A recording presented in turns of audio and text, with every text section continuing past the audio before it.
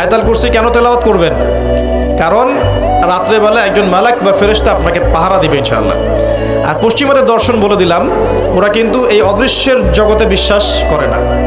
এই কারণে আমরা যারা অদৃশ্যের জগতে বিশ্বাস করি, আমাদেরকে এইসব সাম্প্রদায়িক শব্দ দিয়ে তারা সারা বিশ্বের বুকে আন্ডারএস্টিমেট করার চেষ্টা করেছে।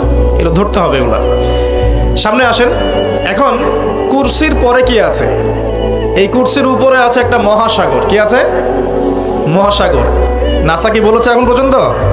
এই জন্য আমরা কেউ বিশ্বাস করি না। কালকেই যদি দেখবেন নাসা বলে দেয় হ্যাঁ একটা মহাসাগরের সন্ধান পাওয়া গেছে, পৃথিবী থেকে লক্ষ কোটি আলোকবর্ষ দূরে, নাম দিয়ে দিল যে পয়েন্ট FM 0000mm2, একটা নাম দিয়ে দিল। ওরা তো এরকম নাম দেয় আর কি, তাই না? বাস তখন কিন্তু দেখবেন সারা বিশ্বের মানুষ চোখ বন্ধ করে বিশ্বাস করবে কি না? আমরা কিন্তু আল্লাহর প্রতি চোখ বন্ধ করে বিশ্বাসের জায়গায় এই পশ্চিমাদের উপর এখন চোখ বন্ধ করে বিশ্বাস করি।